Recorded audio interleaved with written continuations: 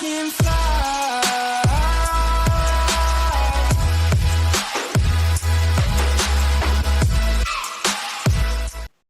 Halo guys, balik lagi sama gue Sugi. Kali ini balik lagi ke materi Zoomcast ya. Kalau Zoomcast, gue pasti temenin sama teman Imagineer gue.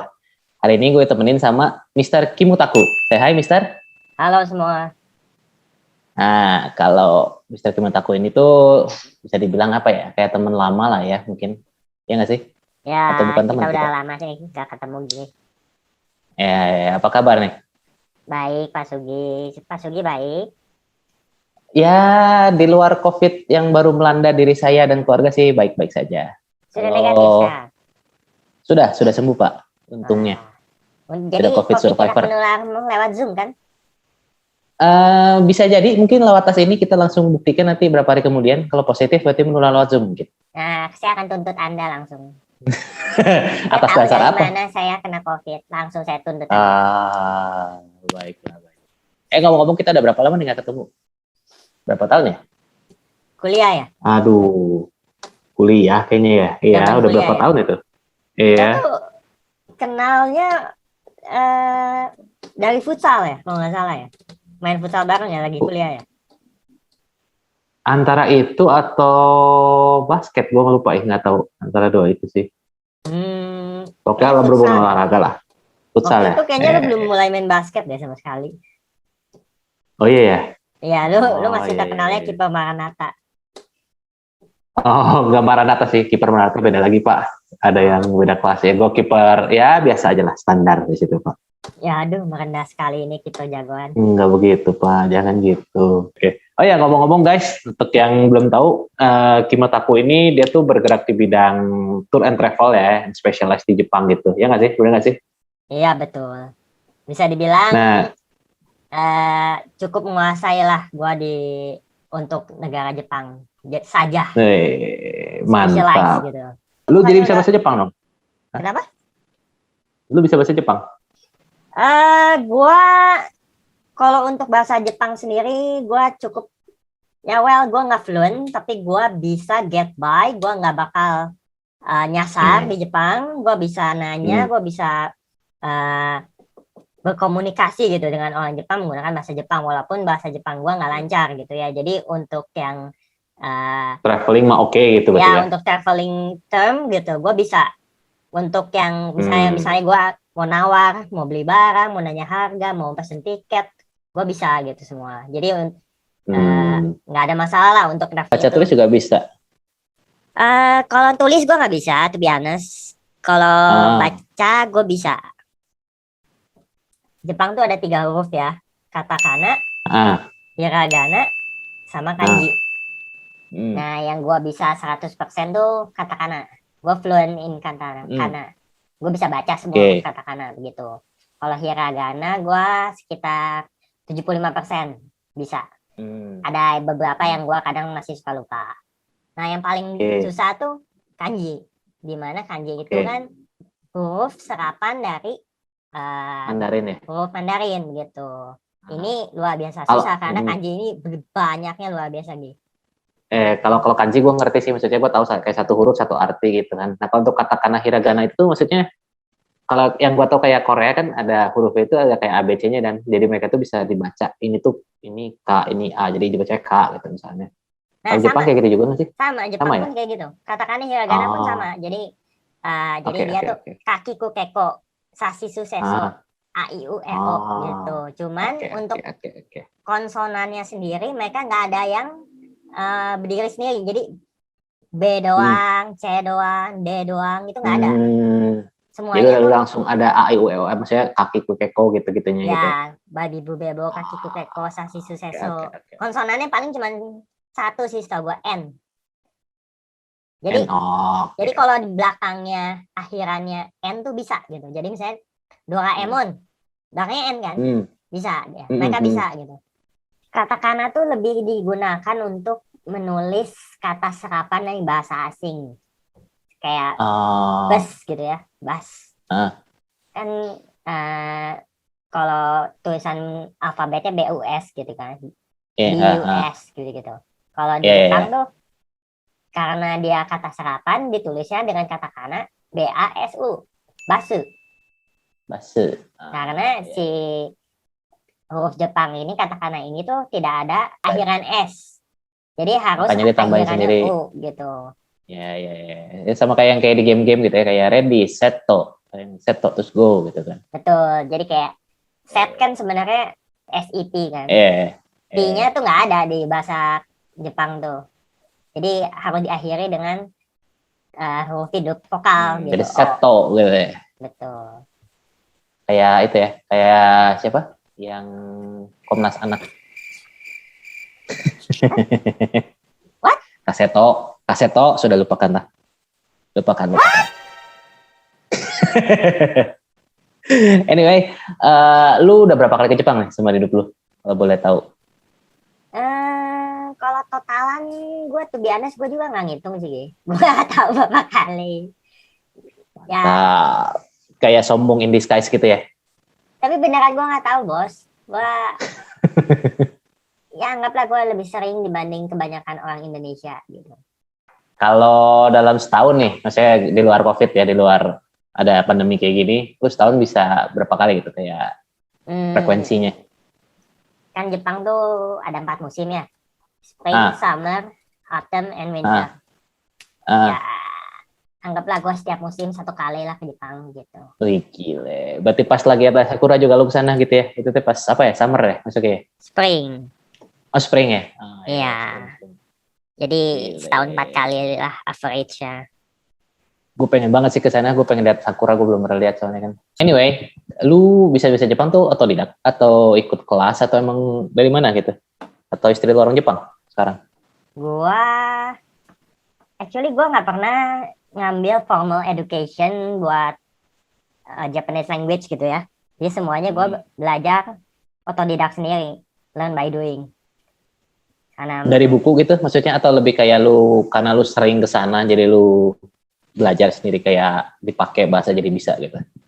Lebih ke yang kedua sih. Jadi gue karena mungkin sering ke sana, jadi gue sering dengar, sering berinteraksi gitu ya, berkomunikasi. Jadi lama-lama ya gue sering pakai jadi bisa sendiri gitu. Tapi ya pasti gue banyak referensi dari internet juga. Jadi gue banyak misalnya nih, gue nggak tahu vocab ini artinya apa, gue langsung cari di internet. Oh artinya ini gitu.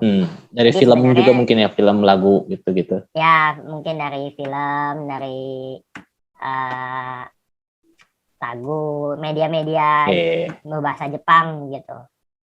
Nah sekarang Jepang gimana nih? Kan lagi keadaan kayak gini, lagi ada Olimpik juga kan, dekat-dekat ini nggak masalah. Yang dari tahun 2020 dimundurin. Iya. Itu gue dengar-dengar kan ada trouble, makanya dimundurin kan karena COVID. Terus yang sekarang juga masih agak lagi rame-rame kan, nggak tahu ada penonton atau enggak gitu kalau masalahnya itu gimana. Ya memang si Olimpiade 2020 itu very troublesome gitu. Sangat-sangat bermasalah. Itu tuh karena apa? Maksudnya karena COVID kah atau karena ada politiknya, mungkin kayak yang di Rio de Janeiro dulu Brazil kan ada hubungannya sama tenaga kerja, sama dana yang dikorupsi, bla bla bla bla gitu atau gimana? Kalau secara garis besar sih mainly because COVID sih. Kalau soal politik ya pasti adalah kepentingan politik gitu ya, pasti ada. Tapi mainly yang bikin ini sangat problematik tuh ya pandemi ini gitu. Emang harusnya Olimpiade teh 2020 terus dimundur jadi kapan sih? Maksudnya jadi ke tahun ini? Schedule awalnya tuh 24 Juli 2020. Oke. Nah, tapi karena pandemi ini meningkatnya jumlah masyarakat di Jepang yang kena COVID gitu ya, sama di dunia. Jadi delay lah. Sebutannya di delay sampai tahun depan begitu. Tapi sebenarnya tuh selama di delay itu banyak sekali pertimbangan apakah akan di delay atau di cancel gitu. Jadi belum pasti di delay, bisa ada kemungkinan jadinya di cancel. Oke. Cuman itu dari tahun lalu berarti kan? Ya betul. Selama 2020 Juli sampai sekarang Juli 2021 udah banyak sekali pergejolakan gitu dari selama setahun ini ya, apakah Jadi selama setahun ini tuh diadakan atau di-delay lagi atau bagaimana lah gitu. kalau info terakhir yang lu dapat gimana? Maksudnya akhirnya jadi diadakan kah atau di-delay lagi atau malah di-cancel? Jadi info terakhir ya, yang terbaru ya, per hari ini ya kita ngobrol. Jadi akhirnya tuh Olimpiade tuh tetap akan dilaksanakan pada tanggal 23 Juli sampai 8 Agustus. Jadi sebentar ya, literally nggak sebulan ya? less in 2 weeks. Kurang dari 2 minggu lagi gitu. Dan itu udah fix ya tanggalnya ya? Maksudnya itu udah fix ditetapkan ada gitu ya? Ya. Udah ketok palu? Udah. Oke. Jadi itu salah satu komite membernya tuh membuat pernyataan kayak gini, kayak Olimpiade pasti akan berjalan kecuali kiamat terjadi. Gitu. Jadi kayak nggak mungkin lah batal gitu. Jadi ada perang dunia pun tetap jalan ya? Belum kiamat kan? Ya mungkin bisa, logika Anda luar biasa. Iya, make sense, luar biasa. Nah tapi itu berarti ada, tapi boleh ada penontonnya nggak? Misalnya kalau kayak di Euro kan full capacity gitu ya, boleh pada nonton orang-orang gitu. Untuk ini sendiri, jadi boleh dengan penonton. Kalau berita terakhir tuh akhirnya keputusannya tanpa penonton, without any spectator, none at all. Berarti nggak rame ya? Maksudnya lu nonton event olahraga apapun, tapi nggak ada yang nonton, kayak stadion kosong, kayak ada yang kurang sih, ya nggak sih? Iya memang. Si komite membernya ini tuh sebenarnya udah kayak galau-galau gini. Gimana nih jadinya, mau pakai penonton atau enggak? Kalau pakai penonton, berapa jumlahnya penontonnya maksimal gitu. Jadi sebelum ini tuh sebenarnya actually keputusan tanpa penonton ini tuh baru diambil sekitar 2 hari yang lalu lagi. Baru ketok palu tanpa penonton gitu. Udah mepet banget ya berarti ya baru keputusannya. Betul. Jadi sebenarnya tuh sebelumnya keputusannya tuh tadinya ya. Jumlah penonton tuh tetap ada penonton, tapi jumlahnya dibatasin. Jadi maksimal dalam satu stadion hanya boleh ada 10.000 penonton atau 50% dari jumlah maksimal kapasitas stadion itu tersebut. Jadi misalnya kapasitas stadion itu tersebut tuh 30.000 ya. Berarti kan 50%-nya itu 15.000 kan? Iya.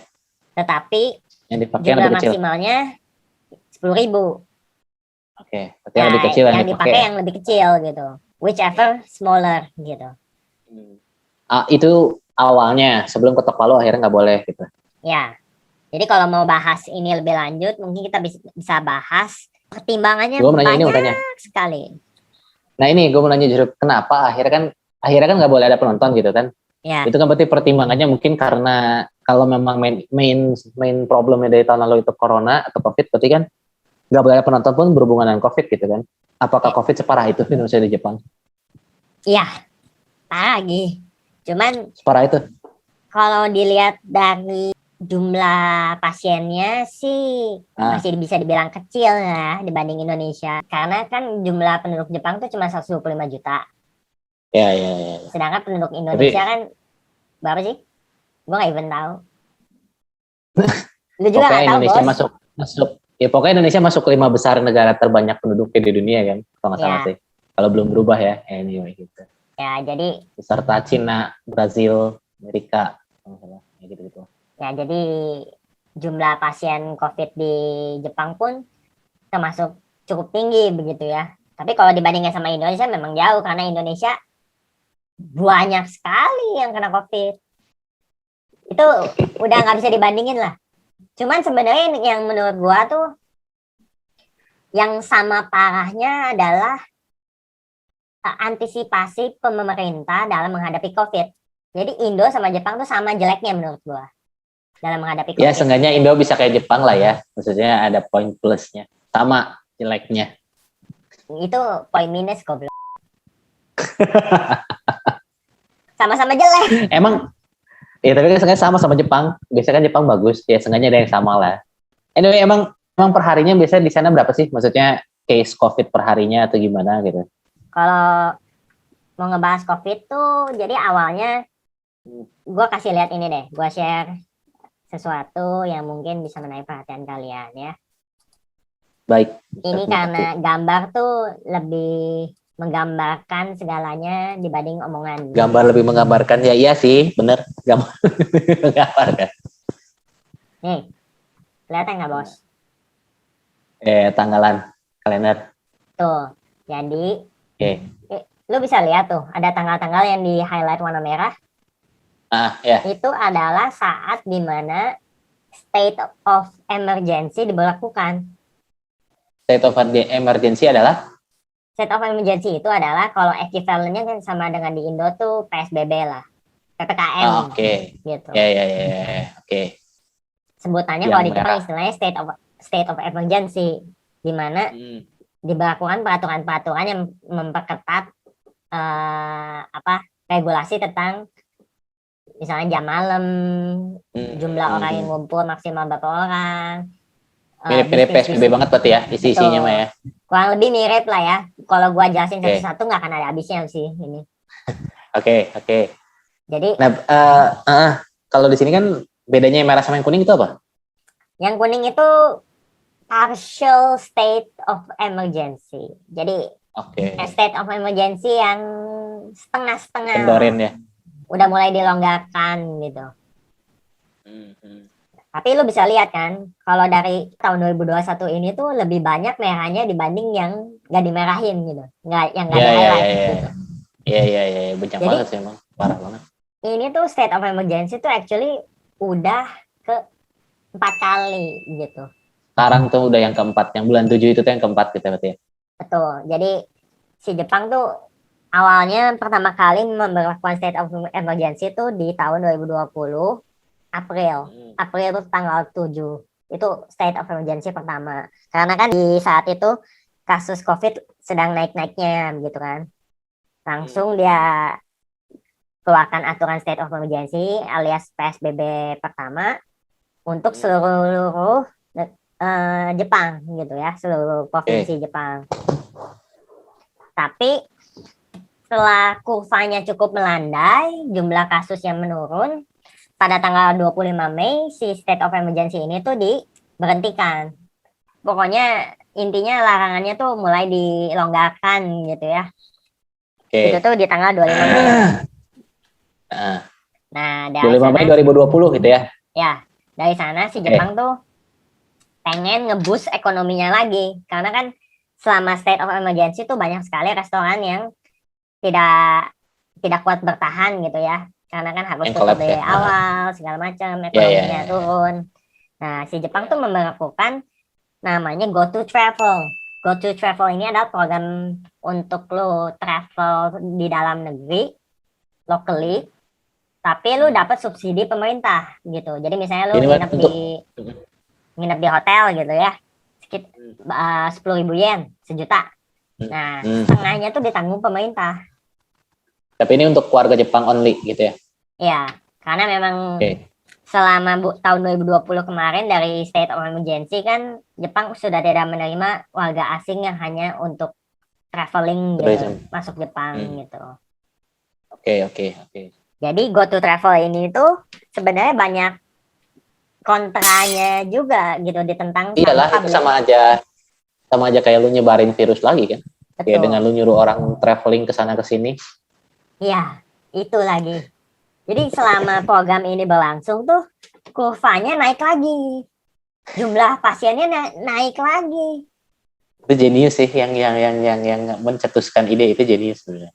Sebenarnya kan niatnya kan untuk naikin ekonomi. Iya, jadi ngeboost ekonomi kembali gitu kan. Dimana banyak yang kesulitan gitu di saat-saat itu tuh tourism.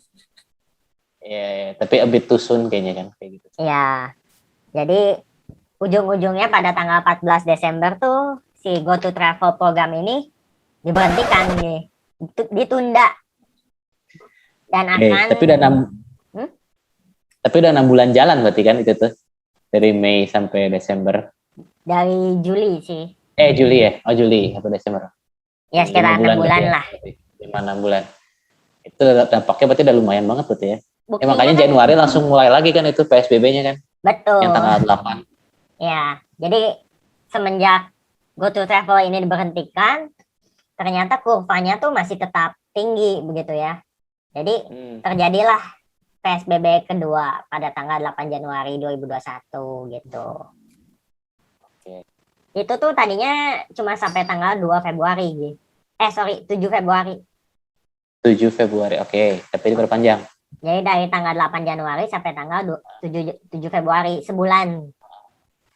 Tapi karena kurvanya tetap tinggi, diperpanjang sampai tanggal 7 Maret. 2 bulan jadinya. Oke. Nah, diperpanjang lagi sampai tanggal 21. Betul, ujung-ujungnya tetap diperpanjang karena tidak kunjung turun grafiknya begitu ya, kurvanya tetap tinggi begitu. Oke. Tapi akhirnya tanggal 22 Maret ya itu dibuka kembali itu si PSBB-nya diangkat gitu. Karena turun kurvanya. Agak turun. Jadi, nah ini agak turunnya itu potentially udah mulai grafiknya tuh mulai menurun, tapi pada tanggal 25 April itu tuh diadakan state of emergency kembali. Yang tanggal 12 itu udah parsial kan, tanggal 12 juga kan, berarti udah mulai agak naik lagi kan. Ya. Nah yang ini tuh actually state of emergency paling lama yang ketiga, itu dimulai pada tanggal 25 April. Oke. Sampai bulan Juni ya, 20 Juni. Itu tuh tadinya ya, cuma sampai tanggal 11 Mei. 25 April sampai 11 Mei. Jadi cuma 2 minggu. Ya. Tapi karena ya itu, kurvanya tetap tinggi, jumlah pasien corona yang terjangkit corona hariannya tetap tinggi, diperpanjang sampai tanggal 20 Juni. Itu yang ketiga. State of emergency ketiga. 20 Juni itu ternyata sudah mulai dilonggarkan, naik kembali. Di bulan Juli. Ya, naik lagi. Jadi makanya tanggal 8 Juli kemarin nih, baru beberapa hari yang lalu, Perdana Menteri Jepang membuat pernyataan mereka akan memberlakukan state of emergency keempat, di mana akan berlangsung dari tanggal 12 Juli sampai 22 Agustus. Makanya si Olimpiade nggak boleh ada penonton karena ada PSBB ini ya. Betul. Jadi Olimpiade berlangsung selama PSBB. Oke. Gitu. Nah, gue mau coba nanya nih, Mister Putaku, ada yang menarik. Maksudnya, kan grafiknya tinggi banget kayak gini ya. Emang dari pemerintah aja nggak coba kayak vaksin atau apa gitu maksudnya? Sebenarnya vaksin tuh, Jepang tuh udah mulai vaksin di bulan April. April baru mulai. April tanggal 12. Berarti Indo lebih cepat ya? Di Indo jauh lebih. Jadi Jepang tuh termasuk yang sangat telat gitu dibanding negara-negara lainnya untuk soal vaksin. Vaksin ini. Dia pakai vaksin apa itu tuh? Setahu gua tuh Pfizer, Moderna, sama AstraZeneca. Oh, AstraZeneca juga kayak di Indo berarti ya? Betul, tapi yang paling diutamakan itu yang Pfizer. Pfizer itu yang Amerika punya ya? Ya, betul, yang Amerika punya. Oke, jadi kenapa bisa lama kayak gitu ya? Maksudnya harusnya Jepang kan negara yang apa ya? Yang kayak lu sangat tertib, sangat ketat gitu. Kayak lu kereta telat semenit aja bisa orang minta maaf si konektornya gitu kan. Kenapa untuk hal yang urgent kayak gini malah lambat gitu? Maksudnya kayak nggak sedisiplin itu gitu. Kalau menurut gue pribadi ya, ini sih disclaimer dulu ya, ini just my own personal opinion gitu. Jadi menurut gue ada 3 poin. Pertama tuh lama di clinical trial. Clinical trial tuh dimana si pemerintah Jepang harus menguji dulu seberapa efektif si vaksin ini untuk menghadapi corona gitu. Dan ini clinical trial di Jepang tuh stepnya tuh panjang banget. Jadi lama di situ ketahan di situ. Lama di uji cobanya lah. Iya. Buat mastiin aman atau enggaknya gitu-gitu ya. Efek samping dan bla bla. Efek sampingnya apa segala macam lah. Itu satu. Kedua, dia tuh kan pengennya pakai vaksin Pfizer yang notabene dari Amerika. Ya ngeimpor vaksin itu dari Amerika, Jepang. Nah, Prosesnya lama berarti ya. Ngimpor gitu kan pasti makan waktu kan. Sedangkan vaksin itu sendiri tuh kalau lu mau ngetransport vaksin dalam jumlah besar gitu tuh perlakuannya harus khusus gitu, harus disimpan dalam suhu tertentu, nggak boleh kena goncangan, bla bla bla, nggak boleh kena matahari, nggak boleh kena suhu tinggi, bla bla bla bla bla. Jadi repot lah gitu. Jadi lama. Dari shippingnya aja udah lama gitu. Terus satu lagi? Yang ketiga, menurut gua karena kurang banyaknya medical worker dibanding jumlah pasien yang perlu divaksin gitu. Jumlah masyarakat yang perlu divaksin. Jadi perbandingannya tuh anggaplah misalnya satu orang perawat medis itu yang berkompeten untuk menyuntikkan vaksin tuh harus menyuntik 1 juta orang gitu. Berapa lama kan? Lama banget pasti. Ya. Jadi kekurangan tenaga kerja juga intinya gitu ya. Kurangnya tenaga kerja medis, karena di Jepang tuh yang boleh nyuntikin vaksin hanya yang punya lisensi begitu, lisensi medis. Sedangkan yang punya lisensi medis di Jepang kan nggak sebanyak gitu itu juga gitu. Nah sekarang kalau lu tau nggak datanya kayak udah berapa persen gitu maksudnya yang udah divaksin atau gimana? Mereka lansia dulu yang divaksin atau tenaga medis dulu atau siapa dulu? Awalnya tenaga medis dulu, itu tadi di Februari 2001. Februari udah tenaga medis. Ya. Terus di April tanggal 12 mulai untuk lansia. Lansia dulu ya. Sama berarti itu. Sama kayak Indo. Terus di bulan ini baru officially semua penduduk yang di bawah umur 65 tahun bisa divaksin. Jadi sebulan sebelum Olimpiade tuh baru mulai divaksinin gitu penduduk Jepang secara keseluruhan gitu. Yang nggak mungkin ngejar sih waktu Olimpiknya nggak mungkin ngejar, udah semua beres, nggak mungkin kan. Setahu gue sih sampai kemarin atau 2 hari yang lalu gitu, jumlah yang udah divaksin tuh sekitar 16,8% penduduk Jepang, sekitar 21 juta orang. 16,8 itu lansia plus di bawah lansia gitu, kayak overall semua. Overall Okay. semua udah 21 juta orang yang divaksin. Sedangkan jumlah penduduk Jepang kan sekitar 125 juta gitu ya. Iya, masih banyak sisanya. Ya, jadi baru sekitar 16,8%. Belum yang di pelosok-pelosok juga kan, itu agak lebih susah lagi nantinya kan. Yang bukan di kota-kota gede. Makanya banyak sekali yang menentang Olimpik ini diadakan gitu. Ngomong-ngomong soal yang di kampung-kampung gitu, lu tuh nggak mesti kayak PSBB gitu. Kalau di sekarang kan kita PPKM gitu, itu kan hanya di Jawa dan Bali aja. Untuk pulau lain kan dibebaskan. Ya. Nah kalau di Jepang sendiri ini sistem si PSBB yang di sana itu buat semua Jepang keseluruhan atau per kota atau per provinsi atau gimana? Biasanya sih per prefecture ya, per provinsi gitu. Jadi nggak langsung satu negara gitu dikena state of emergency. Jadi Tokyo dan sekitarnya gitu. Kyoto dan sekitarnya, Hokkaido dan sekitarnya begitu. Ya, soalnya ini PSBB yang berkali-kali kan berarti ada yang nggak efektif kan di penerapannya itu, mungkin karena nggak semuanya gitu mungkin atau gimana gitu ya. Ya, jadi gua ada cerita lucu nih. Jadi sebenarnya kan state of emergency ini berlaku waktu itu untuk kota Kyoto, prefecture Kyoto. Gitu. Dan si prefecture sebelahnya, yaitu prefecture Shiga, itu tuh nggak kena state of emergency. Jadi bebas lah dari PSBB, bebas kegiatan, bebas restoran boleh buka sampai malam, jauh, tidak ada larangan. Nah, ini prefecture Shiga ini dari Kyoto cuma butuh naik train sekitar 30 menit. Setengah jam. Setengah jam, jadi kurang lebih 30-40 menit lah. Jadi orang-orang tuh yang kerja di Kyoto kan mereka tuh punya kayak kebiasaan. Aja nyebrang ya. Kenapa? Iya, tinggal nyebrang ke situ buat hangout, buat minum gitu ya. Betul, mereka kan punya kebiasaan setelah pulang kerja kan minum-minum bareng gitu kan. Sedangkan di Kyoto-nya kan dilarang gitu. Lu nggak boleh restoran nggak boleh buka lewat dari jam 8 malam gitu. Izakaya harus tutup sebelum jam 8 malam. Jadi lu nggak bisa lagi minum-minum sampai malam tuh. Tapi si Shiga ini bisa. Boleh.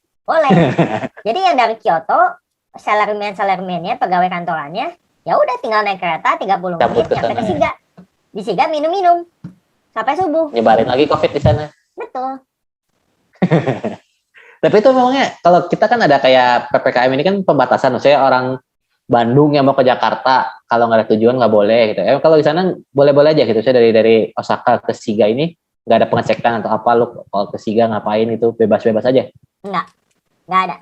Oh nggak ada. Oke.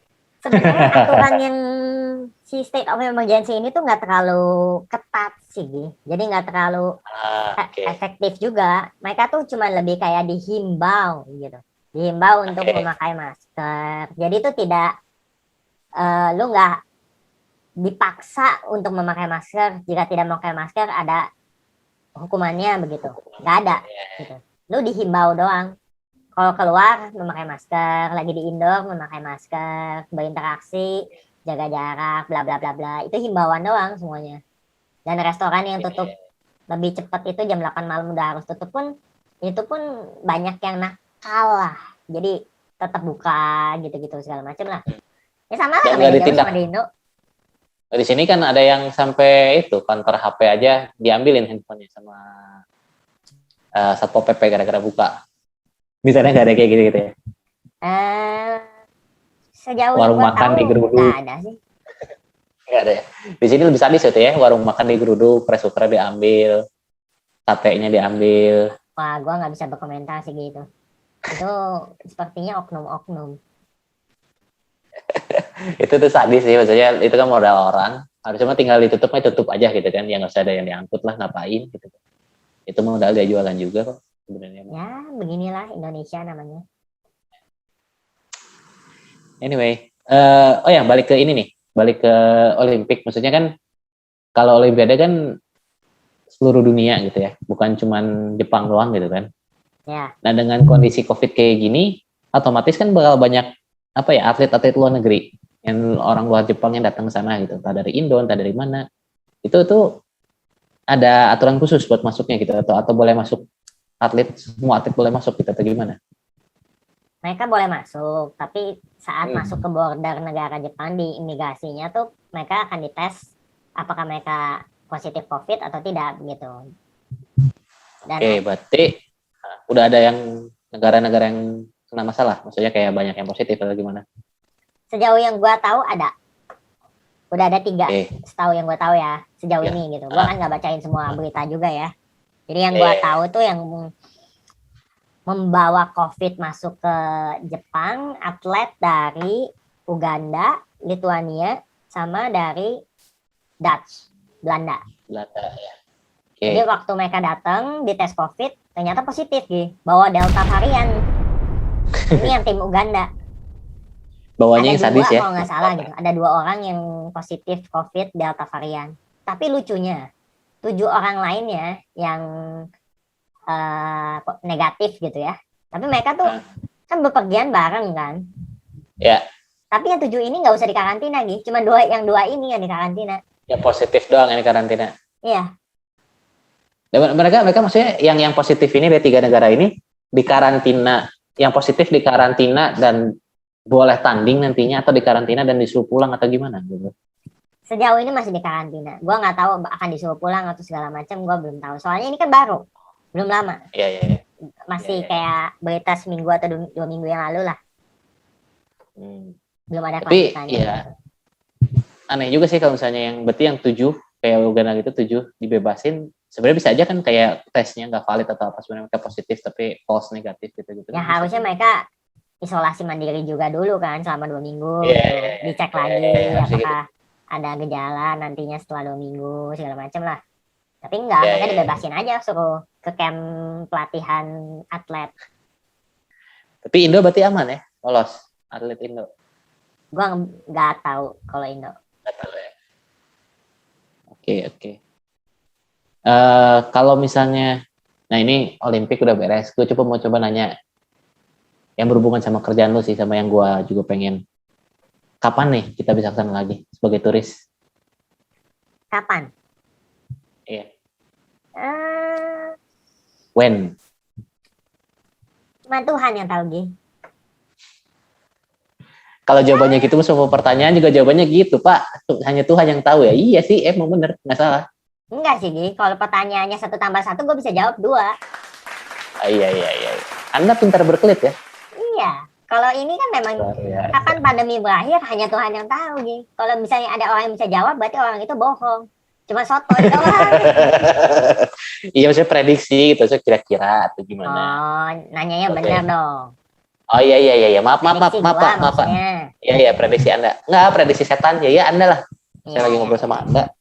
Kalau menurut gua ya, melihat dari, jadi si Jepang tuh baru memberlakukan quarantine measure yang baru gitu ya, seminggu yang lalu kalau nggak salah. Jadi dia tuh memberlakukan untuk beberapa negara dengan prosedur karantina yang jauh lebih ketat gitu. Jadi dibagi-bagilah. Jadi untuk foreigner yang masuk dari negara ini hanya perlu karantina mandiri selama 3 hari. Yang dari negara ini perlu karantina mandiri selama 10 hari. Dan Indonesia berada di number 1, top of the list. Nomor 1 negara yang paling berbahaya. Bagi Jepang ya. Berarti bagi Jepang kita nggak boleh masuk sama sekali atau karantinanya selama kayak sebulan gitu atau gimana? Kita boleh masuk, cuman karantinanya tuh selama 16 hari, kalau nggak salah 16 atau 10 hari, gue lupa, di government facility. Jadi kayak kalau negara lain tuh cuma tinggal isolasi mandiri gitu ya. Maksudnya lo tinggal balik ke rumah, tapi lo nggak boleh keluar rumah sama 3 hari gitu misalnya. Kalau ini lo di karantina di government facility, di suatu fasilitas yang ditunjuk pemerintahan selama beberapa hari itu. Dan dimonitor gitu ya selama 10 atau 14 hari itu, 16 hari itu gitu ya. Ya, itu tuh ada 3 negara. Indonesia, Zambia, dan Kyrgyzstan. Gua nggak tahu ini bacanya gimana, whatever. Oke. Indonesia tuh top of the list loh, lumayan ya. Lumayan, prestasi kan. Satu bidang. Paling dangerous. Nah, melihat dari sini, gua tuh kayak, ya, pesimis lah. Cukup optimis ya. Optimis lah, tahun ini nggak akan ke sana gitu kan. Oh iya, bisa. Dibalik ya cara pikirnya ya. Harus optimis lalu Mister Kiputaku. Ya, jadi menurut gua sih pribadi melihat kondisi seperti ini paling cepat 2022 lah akhir. Jadi 2022. Awal 2023 lah. Baru bisa ke sana lagi ya. Ya, jadi untuk tahun ini gua rasa belum bisa lah. Untuk tahun depan. Tapi kalau misalnya kayak tahun ini gua tetap mau ke sana tapi rela menjalankan syarat yang 16 hari itu oke dong. Berarti boleh kan? Itu hanya untuk penduduk Jepang gitu. Jadi maksudnya yang punya KTP yang Jepang punya izin gitu, tinggal ya. Foreigner yang tinggal di Jepang. Oke, tapi kalau tourism benar-benar nggak boleh berarti ya? Ya, yang jadi tujuannya untuk tourism tuh lu nggak bisa. Tapi kalau tujuannya memang lu kembali ke Jepang untuk kerja atau apa gitu ya. Atau memang lu penduduk udah punya KTP Jepang gitu ya, penduduk lokal Jepang gitu, lu bisa masuk. Tapi kalau gue nggak salah, gue kayak pernah lihat, ini kan kita kan ngomongnya nggak boleh ke sana sama sekali ya, untuk turis gitu. Tapi kalau nggak salah kayak berapa bulan yang lalu sebelum ada PSBB yang PPKM ini, gue kayak pernah lihat ada tour gitu yang udah buka tour ke sana sih kalau nggak salah. Oh iya, emang ada gitu. Itu tuh, jadi itu gimana ceritanya? Cukup lucu sekali sih menurut gue. Jadi kan memang yang tadi gue ceritain tuh, Jepang tuh sempat kurvanya melandai gitu ya, waktu mereka mencanangkan Go to Travel campaign itu loh. Juli 2020 sampai Agustus sampai Desember. Ya, wih gila, hafal Sugi men. Iya dong, harus menyimak dong apa yang orang bicarakan, diterima dan diresapi. Ya. Jadi dari yang waktu saat Juli itu di mana Go to Travel lagi dicanangkan, kurvanya kan melandai kan. Nah, Jepang tuh udah mulai ada ancang-ancang mau membuka border lagi gitu, untuk traveler dari luar untuk bisa masuk lagi ke Jepang untuk meningkatkan tourism gitu ya. Itu tuh ada wacana ya, akan dibuka border pada tahun 2021 bulan April. Oke. Nah. 1 bulan April udah lewat. Dan Yes. Dan luar biasanya ada beberapa travel, ya gue actually cuma tahu satu sih. Ada si travel ini tuh udah berani buka paket travel ke Jepang nih untuk bulan April 2021. Waktu itu tuh gue lihat waktu tahun 2020 ya, bulan September Oktober gitulah. Mereka udah kayak berani ngebikin paket tour lagi untuk liburan ke Jepang gitu. Padahal belum confirm akan dibuka bordernya juga gitu.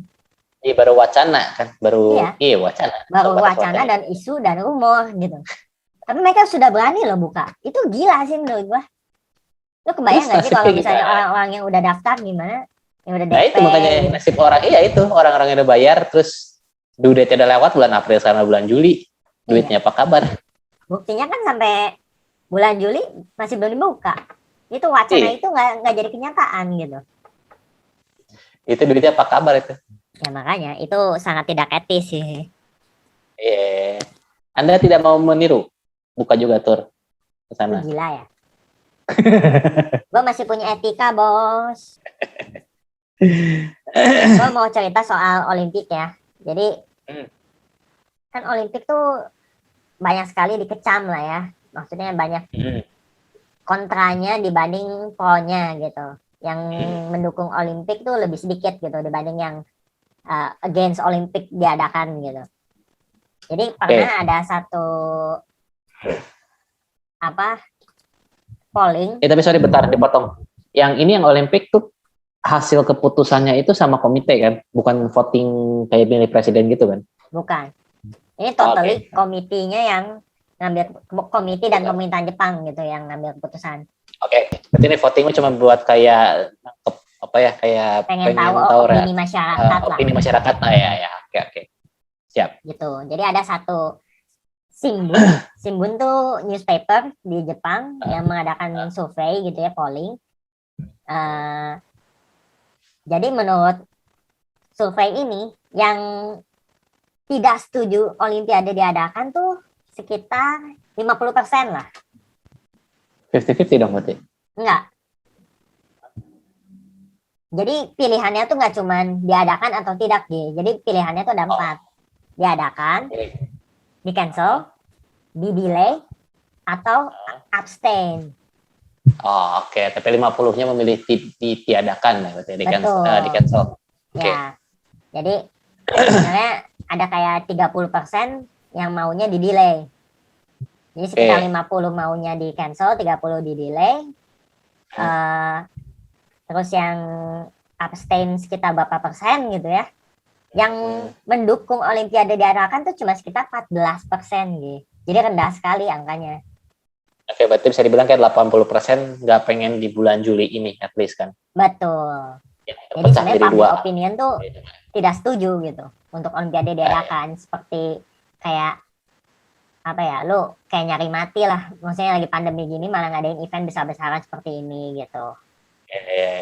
Dan ini tuh banyak sekali ininya sih Olimpiade yang kali ini tuh bahkan sudah diterjang pandemi. Makin banyak masalah lagi yang timbul karena ya itu keputusan untuk mau dijalankan atau tidaknya pandemi ini tuh banyak efeknya lah, banyak ripple-nya, tau nggak? Kayak ripple tuh kayak apa ya? Gelembung-gelembung yang ditimbulkan setelahnya gitu, kayak lo melempar batu. Efek-efeknya jadi kayak bubble-nya. Bukan bubble sih, ripple tuh wave gitu. Ya, jadi kayak salah satunya tuh ada salah satu komite pelaksana Olimpiade ini ya yang bunuh diri. Gara-gara dia menentang tapi jadi gitu atau? Nggak tahu, belum tahu alasannya kenapa. Jadi intinya pada tanggal 7 Juni tuh ada salah satu staff komitinya, head of accounting, lompat dari peron ke train ketabrak train, jadi suicide gitu. Serem. Iya berarti itu kayak udah mungkin udah stres banget kayaknya, udah. Ya. Iya udah di limit kayaknya. Entah Ya, karena masalah jadi, karena Olimpiade ini gitu. Ya mungkin stres banget lah ngadepin berbagai masalah soal Olimpiade ini gitu sampai dia nggak kuat lagi dan ujung-ujungnya bunuh diri gitu. Jadi kayak public opinion tuh makin jelek aja soal Olimpik ini gitu sampai orang tuh stres itu ngurusin Olimpiade ini gitu gitu. Ya. Karena si pemerintahan Jepangnya sendiri pun serba salah lagi. Lu tahu kan kalau Olimpiade gini kan lu harus menang tender gitu kan, menang bid, ngebid gitu kan. Iya. Buat hostnya harus ngebid berapa tahun sebelumnya gitu kan, 8 tahun sebelum atau. Tahu gue ini tuh dari 2012 sih. 2012 ya? Iya 8 tahun berarti kan. Iya, jadi si Jepang tuh menang tender untuk ngadain Olimpik tuh dari tahun 2012, bayangin. Jadi preparationnya tuh udah 8 tahun gitu. Iya. Ya emang nggak kecil sih kayak gini kan, biayanya nggak kecil, semua juga nggak kecil. Iya. Too many money has been invested in this project, tau nggak? Jadi serba salah. Sebenarnya mau dilanjut lagi pandemi, mau di cancel juga, ya udah terlalu banyak yang dia korbanin gitu untuk. Kalau lu ngomong soal money orientednya ya, di cancel mah jelas merugikan. Paling benar sih di delay. Soalnya dengan lu jalanin sekarang pun, tapi dengan tanpa penonton juga itu udah ngurangin pendapatan lu berapa banyak. Ya. Baik betul. Dari lokal maupun internasional gitu kan. Harusnya kan orang turis asing pada datang, jadi hotel rame, transportasi umum rame, makanan rame, tiket nonton, bla bla bla, itu kan masuk pemasukan semua kan. Ya memang. Jadi dengan diadain tapi tanpa penonton juga udah ngerugiin banget sih kalau kata gue, daripada kayak gitu mending di delay lagi sih. Cuman kata gua ya. Ada argumen kalau misalnya lu delay lagi, mau sampai kapan? Sampai corona beres. Nah corona beres tuh kapan gitu? Actually, corona kan dianggapnya harusnya tahun 2020 kemarin beres gitu. Tahun 2021 ini tuh udah normal kembali gitu ya. Tapi kenyataannya enggak tuh, malah makin parah. Iya ada sih. Delta varian, ada varian lainnya gitu. Ya emang. Cuma kalau kata gue sih harusnya tunggu sampai kondusif. Kondusifnya kapan ya? Mungkin beberapa bulan lagi dengan sekarang kan lagi jalan vaksin terus, itu juga membantu. Terus sampai ya kayak kasarnya kayak yang di Euro lah gitu. Maksudnya sampai situasi kondusif, di open gitu. Orang bisa nonton 100% capacity gitu-gitu sih. Kalau kata gua. Ya bisa jadi opsi sih sebenarnya. Cuma gua nggak tahu ujung-ujungnya si pemerintahan Jepang ngambil keputusannya ya harus tetap jalan Juli ini, nggak bisa dipundur-pundurin lagi. Ya. Terus salah satunya tuh memang ini yang tadi lu bilang. Kan tadi yang gue cerita ada yang ini kan, ada yang bunuh diri lompat dari peron ketabrak train gitu kan, bunuh diri subway bukan train ya. Nah ada masalah lain sekarang tuh, yaitu sponsor-sponsor tuh mulai menarik diri sponsor-sponsor Olimpiade 2020 ini tuh tadinya kan mereka masih ini kan, masih terikat kontrak gitu ya, agreementnya masih ada gitu. Cuman mereka tuh akhirnya nggak tahan gitu, frustrated by the very last minute decision by the committee gitu. Jadi mereka tuh awalnya kan expectationnya masih bakal ada penonton gitu, tapi tiba-tiba dadakan si pemerintah Jepang ngumumin state of emergency lagi, akhirnya tanpa penonton gitu. Sedih sih memang. Project rugi ini mah. Kayak gitu dulu. Oke, thank you banyak nih untuk waktunya, Mr. Kimutaku. Thank you banget udah sharing. Udah bagi-bagi ilmu, banyak yang gue tahu juga. Buat yang nonton juga pasti banyak yang dapat ilmu juga dari Mr. Kimutaku. Sukses selalu. Ya, makasih. Kita ngobrol lagi. Oke, segini dulu aja guys. Kayaknya hari ini thank you banget buat Mr. Kimutaku sekali lagi. Thank you juga buat kalian yang udah nonton sampai sini. Dan nonton sampai sini boleh di-share buat teman-temannya, siapa tahu berguna juga informasinya. Di-like kalau memang kalian suka, dan terakhir jangan lupa di-subscribe. Oke? So goodbye for now. Disclaimer dulu. Ini pendapat pribadi gua semua ya, sama ini pendapat hasil gua membaca berita Jepang dan segala macam. Jadi semuanya it's all my own opinion gitu. Dan beberapa fact sih, fact kan karena memang ada angkanya gitu ya. Dengar oke guys, itu disclaimer bisa Kimutaku. Jadi goodbye for now and be good. Bye-bye. Bye.